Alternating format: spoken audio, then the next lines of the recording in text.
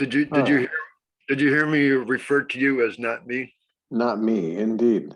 We were just talking a little bit about you, and Trish was saying how she confronted you early, and when you knew her, about whether she said you should be a spiritual teacher. She said you were horrified. He didn't know me. He'd never met me before. Yeah. I met him and I just looked at him and said, I talked to him for about 5 minutes and told him I thought he should be a spiritual teacher, and he was not impressed.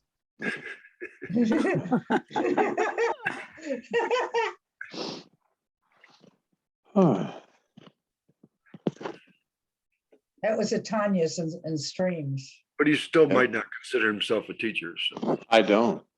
Not at all. I don't consider myself anything. I mean, I truly just remain in that formlessness until here we are. Now we're speaking, and there's some speaking, and then this will turn off, and I'll do the thing to upload it up, and then go watch TV or something. It's not like it's good to have to bounce my ideas off you anyway, and have you cut through them, and it's nice. It's good for me. Yeah, the whole conversation is contained within your own self. The only concept of separation is identification with body forms that are speaking, but in reality, it's the formlessness and a puppet show, really.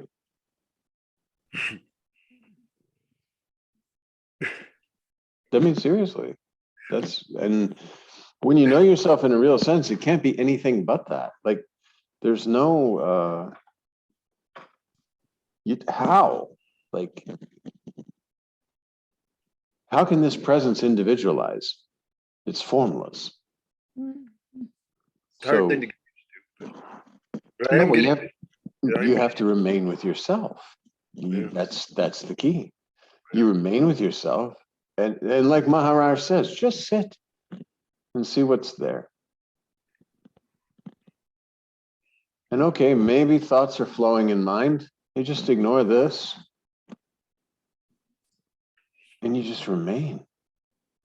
And mantra, like Maharaj says, mantra is like mother who wants to cook the dinner, keep the children busy, so she gives them some toys. So we're keeping this mind busy with mantra while you're inviting attention of the invisible listener that you are. And that invisible listener is invisible, unidentified, anonymous identity. There is no point of saying this is the listener, because the listener is formless.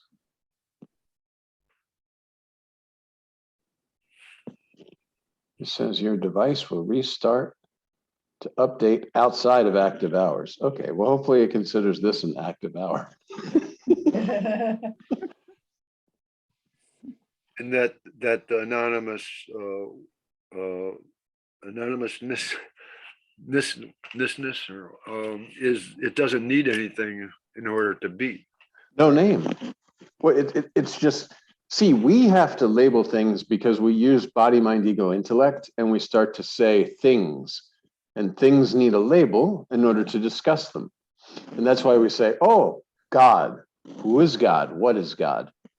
And then you can say, oh, okay, this presence is God.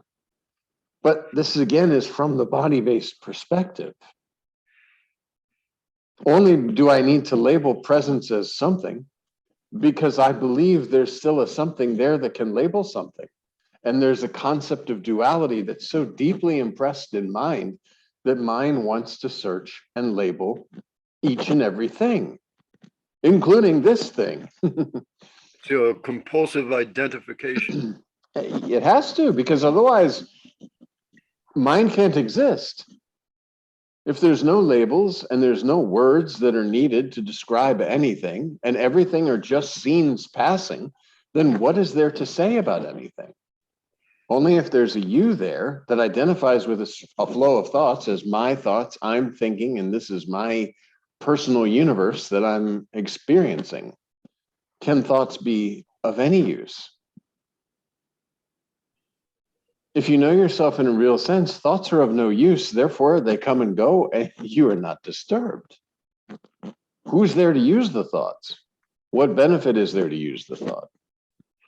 In What fact, benefit is there to even have a body? they kind of, that's what we get hung up on them, and then they kind of drag us in, and then identification becomes valuation, and then it's just off to the races. Well, let's reverse that. If you know yourself in a real sense, then no thought can be about you, because mind came along with the body. It literally is like watching a black and white presentation of a color world. And you sit there and you say, okay, how does this relate to the mind? Well, mind presents images based on form, labels based on form, because that's all it knows. And once you know yourself in a real sense, just die, I without anything. Mind is like, okay, we can't really, there's nothing really we can say about that. Because you could say, oh, I'm so stressed. Is this stressed? This doesn't understand the concept of stress. Stress came along with the body, and I'm not body. I could say that the heartbeat is beating fast, the breath is breathing heavily, but this is all body. The you that you are isn't breathing. Using this instrument as breathing, just as if you identified yourself with your car.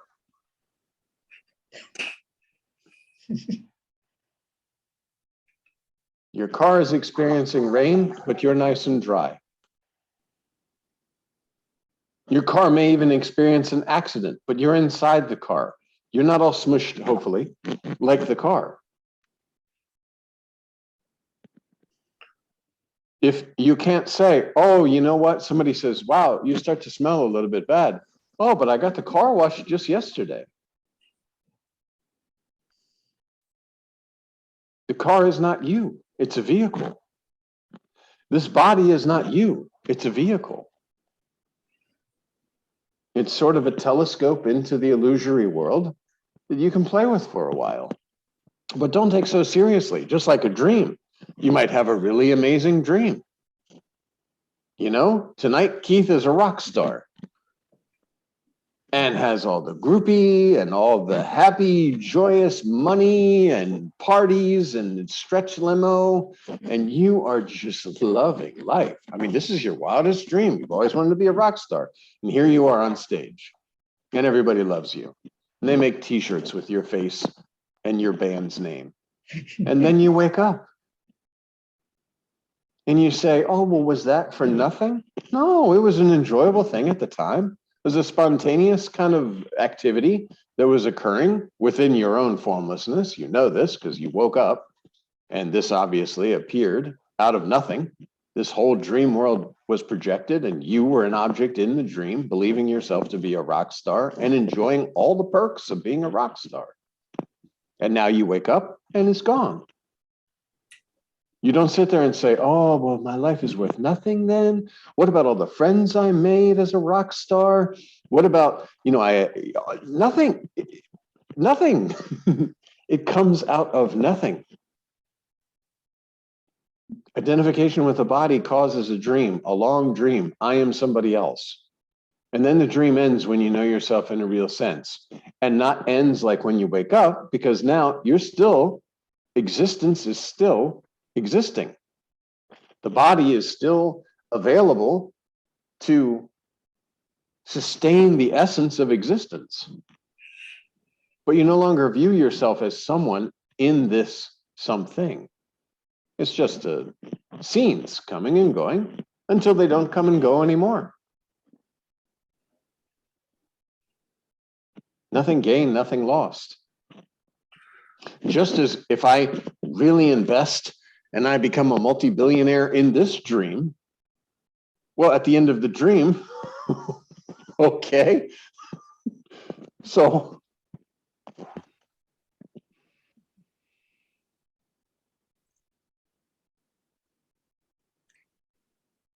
could say everything's ending as soon as it begins. In a sense, it's just as well over with as soon as it starts. There's no beginning and no ending because, again, these are all appearances.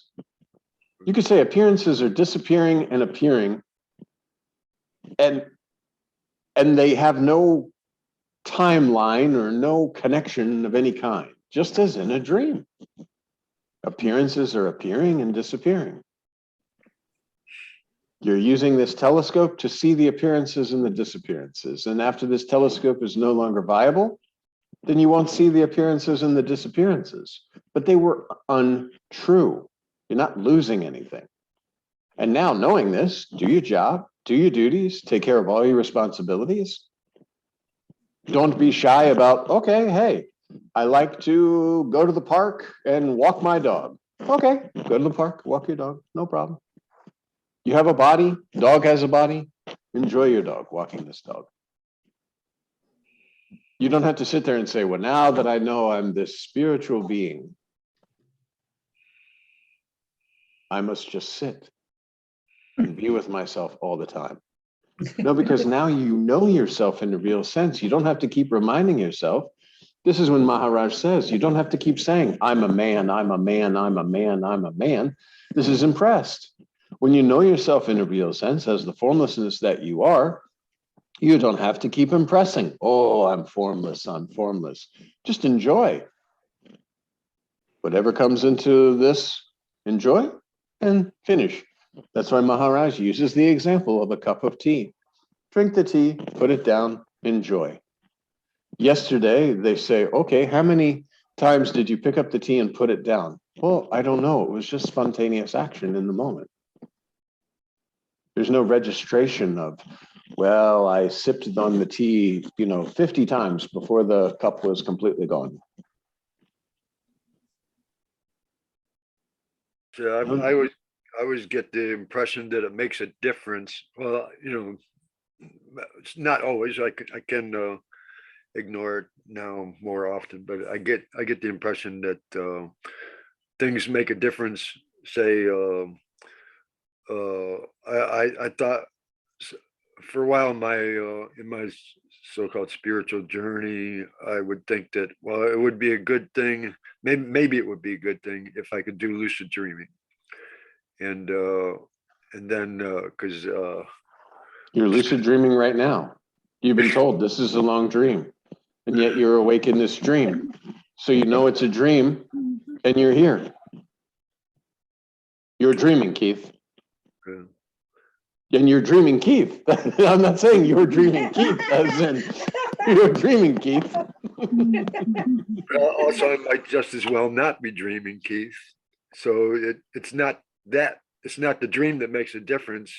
It's but there is nothing really when I'm in that like sort of blissful state, free state, nothing really makes a difference. Nothing can. It's something that's there that's unaffected by what's going on, and so in a sense, without anything. In other words, like someone sent this question on Cura, which I started going back to because somebody asked me to go back to it, and it said something about nothingness and all of that. It's all very negative. How could you describe it without being negative? The absence of attributes. mm-hmm. That's not really negative. You're not saying nothing. You're saying it's the absence of any attribute. And that to whom all the attributes are added is, of course, your own self, which is attribute-less. And this is why attributes can be added, and you can say, oh, layers upon presence. Oh, these attributes have been added. These attributes of birth and death and life, body, all these things are layers on your presence.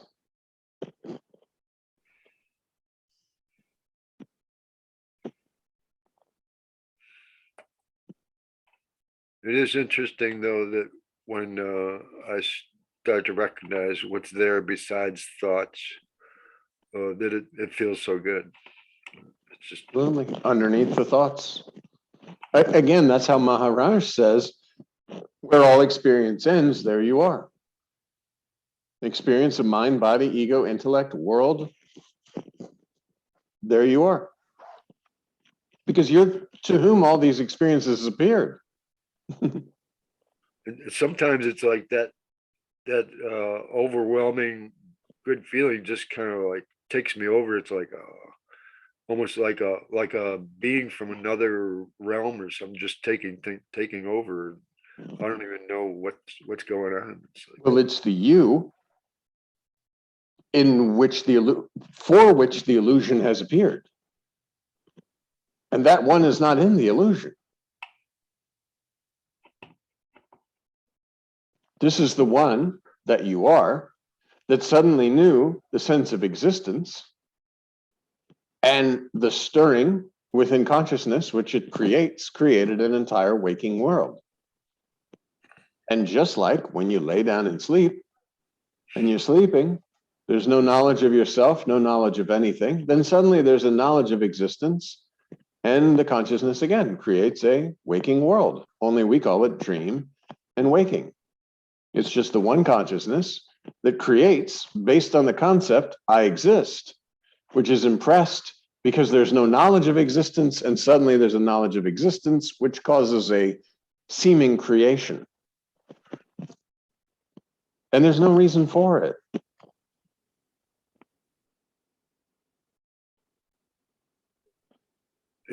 if I wanted to think of a reason, it would be that so that it could know itself. There's no need. Knowing yourself is actually what caused all this trouble. You were fine as you were. There was no trouble, no, worry, no body, no birth, no death, no troubles of any kind, no world, no traffic, no war, Would you say no no sickness, say no form? no form, No war. no war. No war. That's who you are. That's where you are. The illusion then appeared because of the knowledge of existence. And within the illusion, you have war, you have birth, you have death, you have sickness, you have trouble, struggles, strife, all these sort of things in the illusion. And that's why once you know yourself in a real sense, you know that it's just like a dream.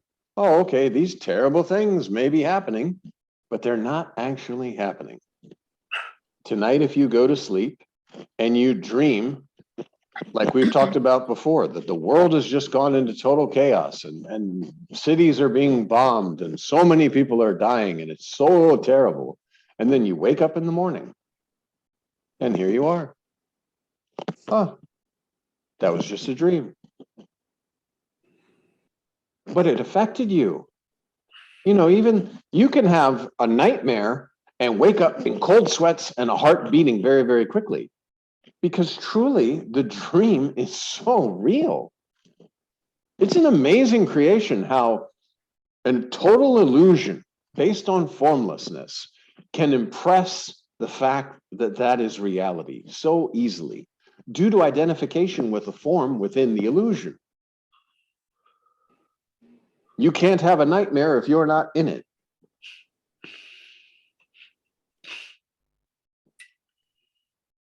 And if you know yourself in a real sense, all this activity, all this world is occurring in the formlessness.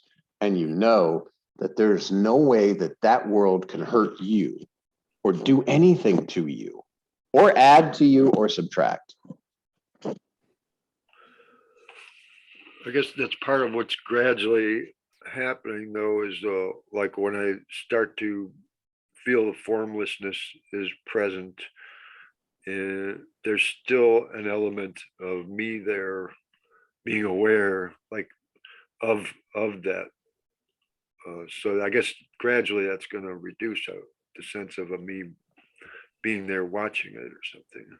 Yeah, well, again, that's the, okay, I'm aware of this sense of presence. And that's fine. You remain with that sense of presence. That sense of presence is going to kind of teach you. It's going to turn. And then there's going to be an understanding that I'm aware of presence, but whether presence is there or not, the one that is aware of presence is. And that's the step away from body identification completely, because, okay, I can say this presence is my own self. And that's kind of, I think they talk about the deer musk, that fragrance, that presence is emanating and allowing you to know yourself in a real sense, because it eliminates body, it eliminates world, and you just remain. And then there's the understanding that the knower of this presence is not the presence, nor is it even in the projections of the presence.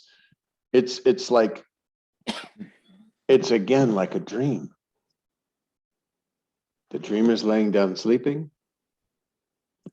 a mixture of existence, a dream world's projected, an object within the dream is identified as myself. And I don't even have to say, oh, I'm this little guy. I just assume that identity instantly in order to be participating in the dream. It's not like I when people say, well, why is this? Well, think about your dream. Boom, dream world is projected. Suddenly you're in it and you're not even questioning anything because you're identified with someone in the dream. And the identity is like instantaneous, spontaneous.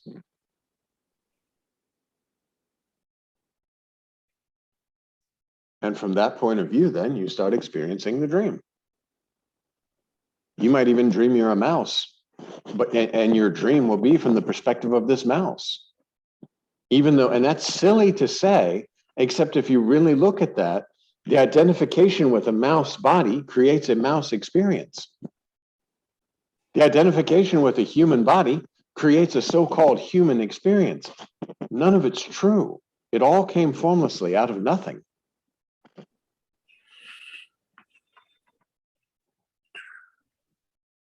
It does seem like the experience of my girlfriend's cat.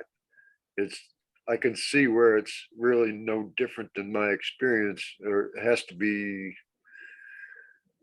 basically the same for it as it is for me, kind of. Well, the same presence is animating the cat, and the same presence is animating you.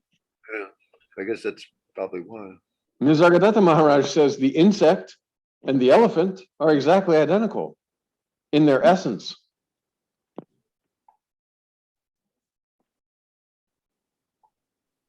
That is all there is. Forms are created and destroyed. The 5 elements get together and all this kind of stuff. But all of that is within the illusion. And that's why if you really sit there and try and think that you're spiritual and say, well, the 5 elements were created this way and that way and this. And Maharaj says, okay, when did you come across the 5 elements? When you came across the body, yes? Okay, well, you're not body.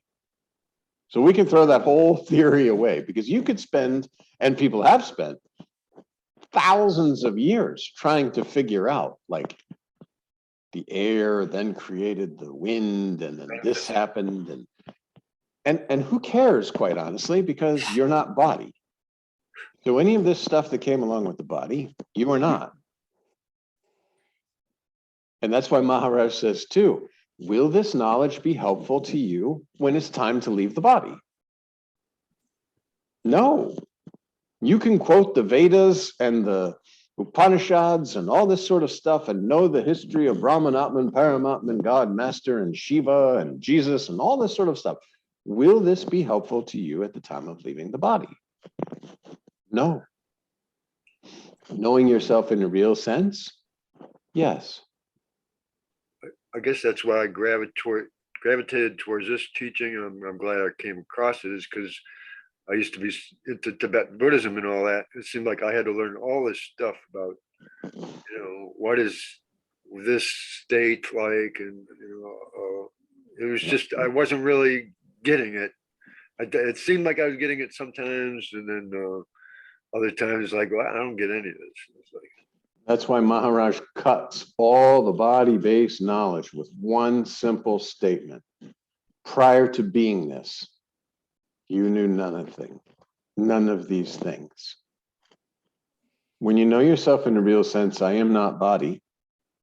So the body relations are not my relations. The body knowledge is not my knowledge, nor is it of any use. Unless it was, again, baby steps to know your own self. You could say, oh, well, this body knowledge, I read Master of Self-Realization and I began to understand this a little bit, and I went to Maharaj and he clarified. Okay, but you don't hold on to that knowledge, because all knowledge, no knowledge is knowledge. All knowledge can be discarded because eventually you find yourself, you know yourself. But those were the steps leading up to yourself. You take the thorn to remove the thorn and you throw both away. Exactly. Mhm. One of the problems is that if you've been in spirituality for like 60 years or 40 years or whatever, you have a lot of egoistic, I have done so much. Nisargadatta Maharaj talks about that in his books. Ramakant Maharaj talked about people who go like around Arunachala 7 or 8 times doing the loop, and they go into caves and they do all this kind of stuff. There was a guy actually who went to the Himalayas and had spent a long time like meditating and doing all this, gave up, called Maharaj and came to see Maharaj. And Maharaj said, oh, this guy's coming. And he came and he spoke to Maharaj, because it's very hard to give up believing, well, I've done all this spiritual stuff. You know how many books I've read? You know how I can spit back all the knowledge in those books to people that even in some circles seem like a wise person? And now you're telling me that it was for nothing and it's actually holding me back? Yes. Knowing yourself in a real sense, the direct route. That's why this lineage is called the Royal Road. Because you will, like Maharaj says, guarantee to your money back.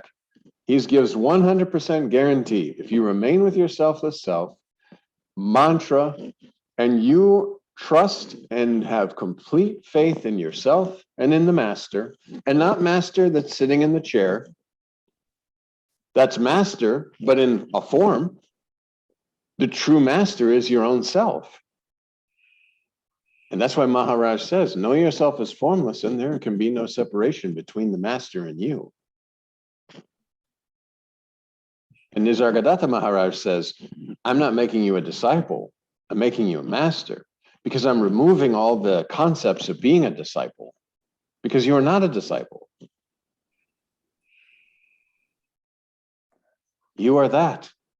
You can never not be that. It's not like, I mean, you can pretend what you're doing.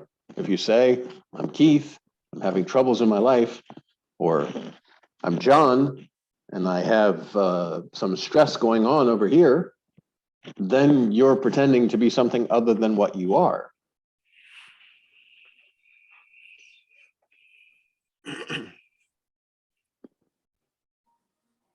I had something this early in the week I had to deal with, and that, but I think I kind of cleared it up. Towards the end of last week, I brought up that thing about I told my girlfriend that we all live in a bubble of self-concern, and you said don't do that. And so I was like, after talk was over, I was like, why the hell would he say that? I thought I was being wise by pointing out and making her aware that that there's that we live by I understand you don't need to do that. I don't think I said don't do that. I'm not pretty sure but it's that I still, would say like well, restrict your activities or no, whatever. When there's no deed, no doer. you said something to that effect anyway. And anyway, after going over it, it was like to figure out what would make sense for me not to put it in those terms. And the thing I came up with was that even if I say we live in a bubble of self-concern, that's a mental interpretation and placing an identified way of doing things that we all kind of tend to do. Even if it's true, it's still getting involved with an explanation of identification. So that set my mind at ease. And whether you agree with that was your point or not, it helped me to think of it that way, and just forget it, not necessarily have to try to wake somebody up by saying that. Yeah, please do understand you can't wake anybody up. That's because you're not doing anything. Even as Maharaj says, we're not performing any miracles here. Pointing to the fact that, hey, if you remain with your selfless self, you have a direct experience of yourself, and then everything that's been heard and impressed will make sense because the invisible listener is listening in this moment and is understanding and clarifying that I am not body, I was not body, I'm not going to remain the body. So without direct experience, we can talk for hours, years, eons. If we could all say, okay, we're going to be immortal and we're going to have these talks for 1,000 years, without direct experience of your own self, it's really meaningless. You've been told the good news. Now it's for you to unravel this mystery of your own self. And how do you unravel the mystery? Mantra, remaining with your own self. As this sense of presence arises, you kind of train this mind to pay attention to the sense of presence and not to the illusory world, because you know it's illusion. So when some kind of trouble happens in this illusion, yourself is the answer. Trouble passes, as it will do, because it's just a passing thing, and you remain with your selfless self. Remaining with your selfless self, it's outside of time. Like there's no, you can't sit there and say, oh my God, this problem, when will it ever be solved? Well, if you use mind, and mind is like sitting on over here, and right now, he might just be drinking coffee and watching daytime soap operas. And then all of a sudden you say, oh my God, when will this problem end? And he jumps for joy out of his seat and says, yes, let's try to figure out when this problem will end. And you go in the loop, the illusory loop of suffering and trouble and all this, when all you have to do is you say, oh, this thing is happening. Like a solvent or something. Yeah, you say, oh, okay, let it happen. What's going to happen is going to happen. I'm just going to remain with myself with self. Let it be. Let all these things. Even the doctor says, you know what, John, you only have 2 months to live. Oh, this is very sad. Okay, let's sit. So who's dying? Nobody's dying. Let me just remain here with my selfless self. Or somebody who asks, when I get older and I get senile, how can I remain with my selfless self? Well, this is a point Maharaj has made. On your deathbed, it's too late to sit there and say, oh, I need to really get the spirituality. And that's why, your whole life you've been doing your job and doing everything you're supposed to do. And now it's like, uh-oh, I'm dying soon. I need the spirituality. No.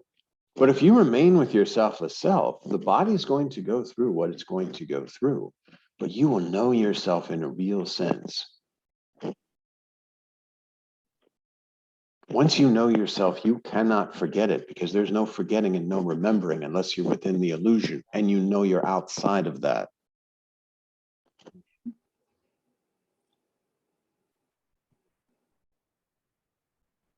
So there's no fear about, oh, what happens when I'm senile and this and that, because you know yourself in a real sense.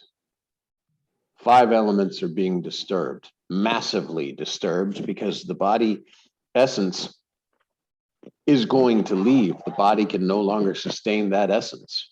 And yet that essence is all there is. Whether body's here or not here, you are.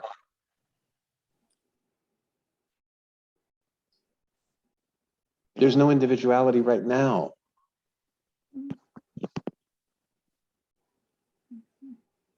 Somewhere in the world, you have been given the diagnosis that you're going to be gone in 2 months. You only have 2 months to live.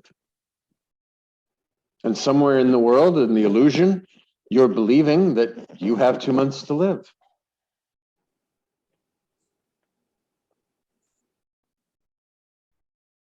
That belief is being impressed through mind by identifying with a body that had a life in a world, and none of it's true.